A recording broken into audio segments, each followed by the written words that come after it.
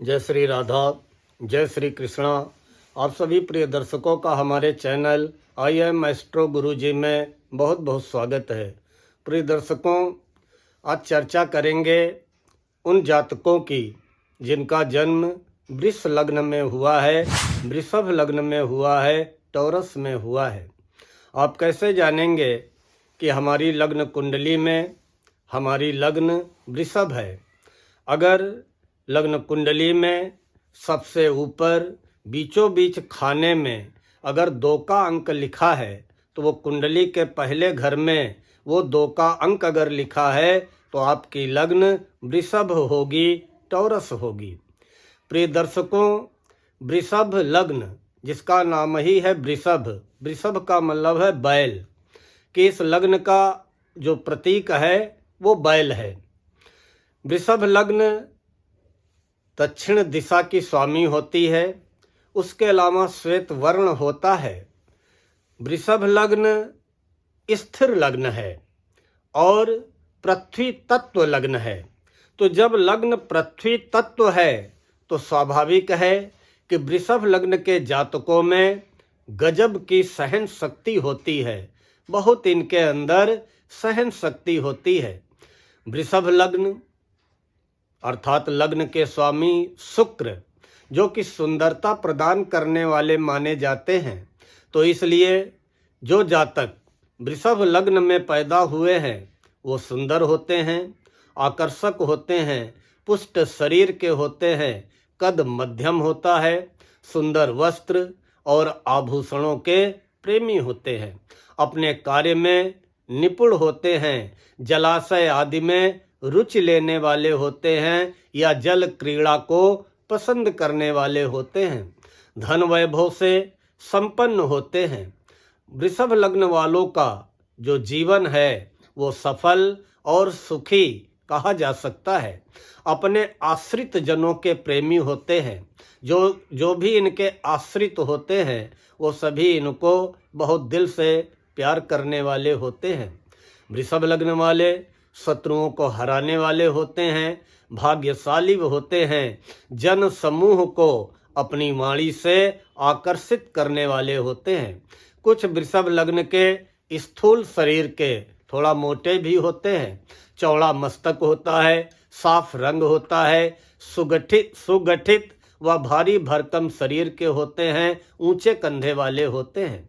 वृषभ लग्न के लोग बहुत सब्र करते हैं, सब्र करना बहुत जानते हैं, लेकिन अगर इनको बार बार छेड़ा जाए तो फिर ये क्रोधित बैल के समान, क्योंकि वृषभ लग्न का चिन्ह ही बैल है, तो अगर इनको बार बार छेड़ा जाए तो फिर अगर सब्र टूट जाएगा तो क्रोधित बैल के समान उत्तेजित हो जाते हैं, फिर ये सरलता से काबू में नहीं आते हैं।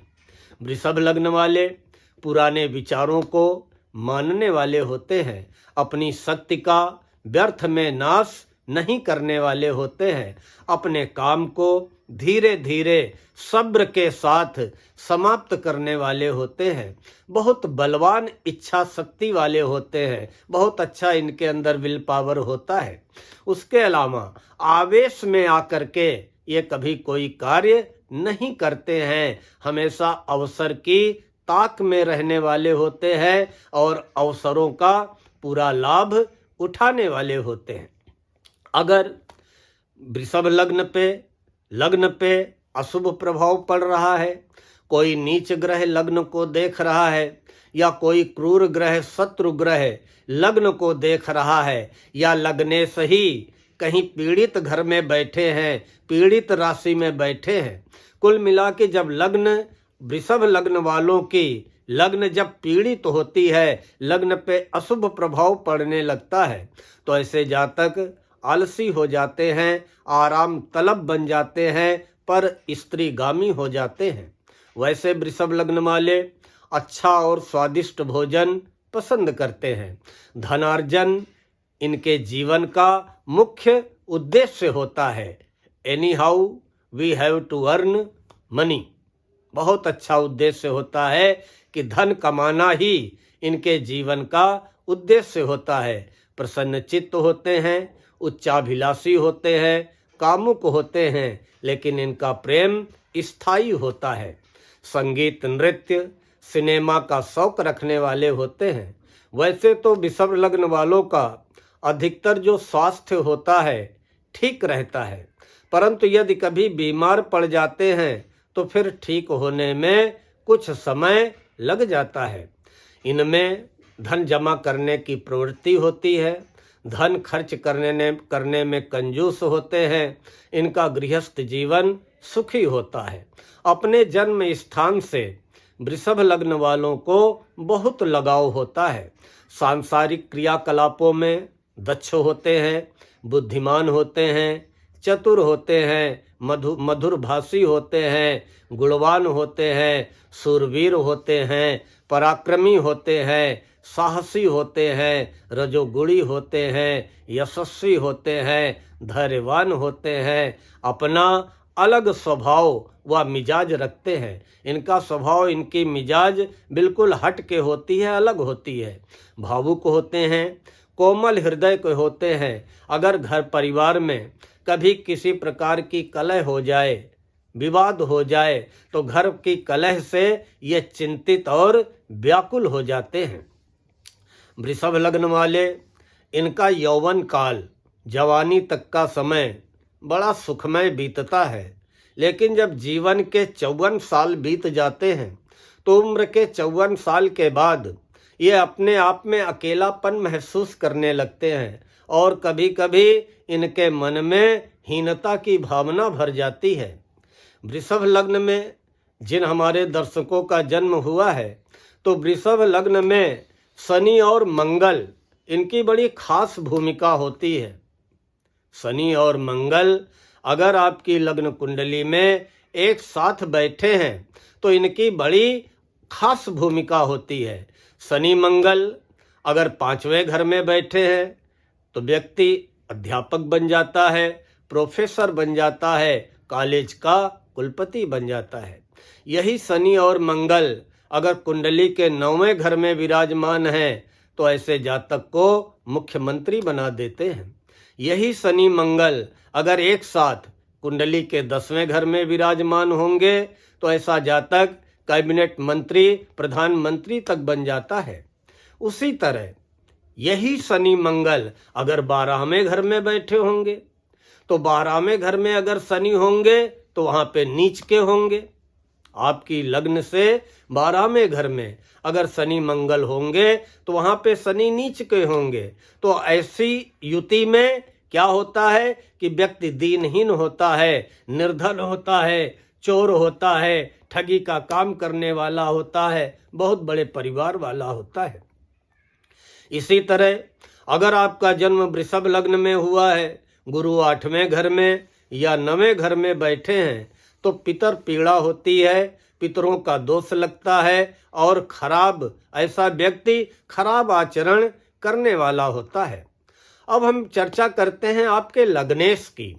आपके जो लग्न के स्वामी हैं शुक्र, वृषभ लग्न में अगर जन्म हुआ है तो आपके लग्न के स्वामी, आपके पहले घर के स्वामी, आपके शरीर के स्वामी शुक्र होंगे। शुक्र समस्त सांसारिक सुखों के दाता है। जो भी आधुनिक सुख साधन है, जो भी विलासिता के साधन हैं, वस्त्र है, आभूषण है, गाड़ी है, बंगला है और घर में सारे सुख साधन जो होते हैं वो सब शुक्र प्रदान करते हैं। अगर यही शुक्र, यही लग्नेश शुक्र आपकी लग्न में अगर स्थित है, लग्न का मतलब कुंडली के पहले घर में, तो बहुत अच्छा परिणाम देंगे, क्योंकि लग्नेश लग्न में होंगे। व्यक्ति दीर्घायु होगा, व्यक्ति स्वस्थ होगा, ऐसा जातक मस्त होगा, जीवन में कभी भी किसी प्रकार की कोई कमी नहीं आएगी। अच्छे खाने का, अच्छे पहनने का, सज समर के रहने का शौकीन होगा, संगीत का प्रेमी होगा, किसी एक कला में नृत्य, गायन, वादन, कहीं न कहीं इसमें उसका अवश्य रुझान होगा। ऐसा व्यक्ति शौकीन तबीयत का होता है, या ये कह ले कि रंगीन मिजाज होता है, सुंदर सुगठित शरीर वाला होता है, दृढ़ होता है, स्वतंत्र होता है और उसके अलावा अपने जन्म स्थान से दूर जाने का इच्छुक होता है। उसका मन करता है कि हम अपनी जन्मभूमि से दूर जा करके अपनी प्रतिभा से अपना नाम रोशन करें। यही शुक्र अगर आपके दूसरे घर में है, वृषभ लग्न में जन्म अगर हुआ है और शुक्र दूसरे घर में बैठे हैं, तो दूसरा घर जमा धन का होता है।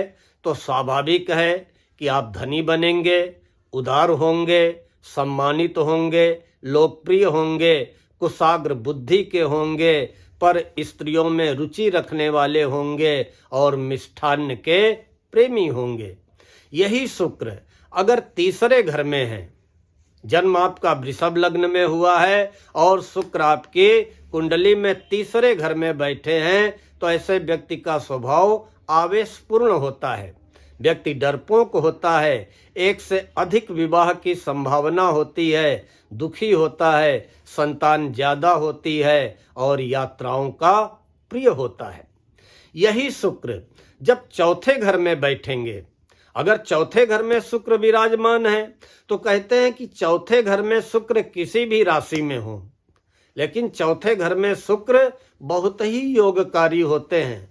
और व्यक्ति जब 34वें वर्ष की उम्र में प्रवेश करता है तो उसे वाहन सुख अवश्य प्राप्त होता है, मकान का सुख अवश्य प्राप्त होता है, चाहे वो जितना गरीब हो, चाहे बचपन जितनी गरीबी में गुजर रहा हो, लेकिन 34 वर्ष लगते ही वाहन सुख, भवन सुख अवश्य प्राप्त होता है। वैसे चौथे घर में शुक्र शत्रु राशि में होंगे, सूर्य की राशि में होंगे, ऐसा जातक स्त्रियों के द्वारा धन अर्जित करने वाला होता है, कामुक होता है, आवेशपूर्ण होता है, जल्दबाज होता है और अपने को दूसरों से ऊंचा समझने वाला होता है, शत्रुओं को परास्त करने वाला होता है, भूमि भवन वाहन सुख प्राप्त करने वाला होता है। यही शुक्र जब 5वें घर में होते हैं, 5वां घर शिक्षा का होता है, संतान का होता है। 5वें घर में शुक्र नीच के होंगे। अगर आपका वृषभ लग्न में जन्म हुआ है और लग्न कुंडली में शुक्र 5वें घर में बैठे हैं, तो 5वें घर में कन्या राशि होगी और कन्या राशि में शुक्र नीच के होते हैं। अगर पंचम भाव में शुक्र बैठे हैं तो आपके शुक्र नीच के हैं और नीच के शुक्र बहुत अच्छा शिक्षा को लेके, संतान को लेकर के अच्छा फल देने वाले नहीं होते हैं। ऐसे शुक्र व्यक्ति को दुखी बनाते हैं, संतान से पीड़ा या दुख चिंता प्रदान करते हैं। कामुक होता है व्यक्ति, अवैध संबंध रखने वाला होता है, बातूनी बनाते हैं, धनी बनाते हैं, विद्वान बनाते हैं, लेकिन अनैतिक चरित्र वाला भी बनाते हैं, क्योंकि शुक्र यहाँ पे नीच का है। उसी तरह यही शुक्र जब छठे घर में विराजमान होते हैं तो छठा घर रोग ऋण शत्रु का होता है और यहाँ पे शुक्र स्वराशि में होंगे, अपनी तुला राशि में होंगे। तो जब शुक्र छठे घर में होते हैं तो क्या होता है कि व्यक्ति के अनेकों मित्र होते हैं, बहुत मित्रों की संख्या होती है, लेकिन ऐसा व्यक्ति अनैतिक होता है, मूत्र संबंधी विकार होते हैं, पेशाब से संबंधित कोई न कोई दिक्कत जीवन में खड़ी हो जाती है या गुप्तांगों में कोई न कोई रोग हो जाता है। लेकिन छठे घर के स्वराशि के शुक्र जातक को शत्रुहीन बनाते हैं, विरोधियों को परास्त करते हैं। यही शुक्र जब सप्तम भाव में होते हैं, 7वां घर दाम्पत्य जीवन का होता है, सप्तम भाव के शुक्र विवाहित जीवन सुखी करते हैं और व्यक्ति उदार होता है, लोकप्रिय होता है, धनी होता है। विवाह के बाद जीवन में उन्नति आती है, जीवन साथी के आते ही जीवन में उन्नति होना चालू हो जाता है। ऐसा जातक कामुक होता है, अवैध संबंध बनाने वाला होता है, संगीत प्रिय और भाग्यवान होता है। यही शुक्र जब 8वें घर में विराजमान होते हैं, 8वां घर उम्र का होता है, गुप्त धन गुप्त विद्या का होता है। 8वें घर में अगर शुक्र विराजमान होंगे तो विदेश गमन होता है, आपको विदेश यात्रा करने का सुअवसर प्राप्त कराते हैं। ऐसा व्यक्ति क्रूर होता है, रोगी होता है, कोई न कोई रोग हो सकता है, शुगर से संबंधित हो, धात से संबंधित हो, पेशाब से संबंधित किसी न किसी रोग से पीड़ित करते हैं। व्यक्ति क्रोधी होता है, लेकिन ऐसे जातक को गुप्त विद्याओं के प्रति रुचि रहती है। यही शुक्र जब नवम भाव में होते हैं, नवम भाव भाग्य का होता है, और नवम भाव में जब शुक्र होंगे तो आपको भाग्यशाली बनाएंगे, धार्मिक प्रवृत्ति वाला बनाएंगे, चतुर बनाएंगे, सुखी बनाएंगे, सुखी घरेलू जीवन होगा, तीर्थ यात्राएं करने वाला बनाएंगे। ऐसा जातक सरकार से सम्मानित होता है। यही शुक्र जब दसम भाव में होंगे, दसम भाव कैरियर का होता है, अगर दसम भाव में शुक्र विराजमान है कार्य क्षेत्र में, तो आप शुक्र से संबंधित कोई भी व्यापार करेंगे, सफलता प्राप्त होगी। शुक्र के व्यापार क्या होते हैं? ज्वेलरी का काम, आर्टिफिशियल ज्वेलरी का काम, रत्नों का काम, लेडीज गारमेंट का काम, कॉस्मेटिक का काम, ब्यूटी पार्लर का काम, या चौपहिया वाहनों का काम, ये सारे शुक्र के अंतर्गत आते हैं। तो दसम भाव के शुक्र जातक को धनी बनाते हैं, न्यायप्रिय बनाते हैं, लालची बनाते हैं, भाग्यवान बनाते हैं, दयालु बनाते हैं, और शुक्र से संबंधित किए गए व्यापार व्यवसाय में सफलता दिलाते हैं। यही शुक्र जब कुंडली के 11वें घर में होते हैं, कहते हैं कि 11वां घर बहुत शुभ माना जाता है, आय का स्थान होता है, लाभ का स्थान होता है। और वृषभ लग्न वालों, अगर आपका जन्म वृषभ लग्न में हुआ है और शुक्र 11वें घर में बैठे हैं, तो यहाँ पे शुक्र उच्च के होंगे। 11वें घर में मीन राशि होगी, जो कि शुक्र की उच्च राशि होगी। 11वें घर के शुक्र अपार धनी बनाते हैं, अपार अचल संपत्ति का स्वामी बनाते हैं, जीवन में सारे वैभव प्राप्त होते हैं, प्रसिद्धि, यश, मान, सम्मान प्राप्त होता है। ऐसा व्यक्ति बहुत बड़ा ज्वेलर्स होता है, बहुत बड़ा रत्न आदि का व्यापारी होता है, बहुत बड़ा व्यापार करने वाला होता है, सभी को सहायता देने वाला होता है, स्थिर धन संपत्ति का स्वामी होता है, वाहनों का स्वामी होता है, और जीवन में संतान सुख, सारे सुख प्राप्त होते हैं। लेकिन यही शुक्र जब 12वें घर में बैठते हैं, तो 12वां घर व्यय का स्थान है, विदेश का स्थान है, रात्रि शयन का, हमारे शयन का स्थान है। 12वें घर के व्यय भाव में बैठे हुए शुक्र व्यक्ति को न्यायप्रिय बनाते हैं, लेकिन भोगी बनाते हैं, आलसी बनाते हैं, वीर्य संबंधी विकार पैदा करते हैं, परलिंगी व्यक्तियों से अवैध संबंध बनाने वाला ऐसा जातक होता है, और धनवान बनाते हैं, लेकिन अति व्ययी बनाते हैं, बहुत खर्चीला बनाते हैं। व्यक्ति इधर उधर व्यर्थ के शौकों में अपना धन बर्बाद करने वाला होता है। एक बार विदेश यात्रा का अवसर प्राप्त होता है, लेकिन ऐसी भी स्थिति आती है कि पूरी तैयारी बनने के बाद भी वो विदेश यात्रा कैंसिल हो जाती है।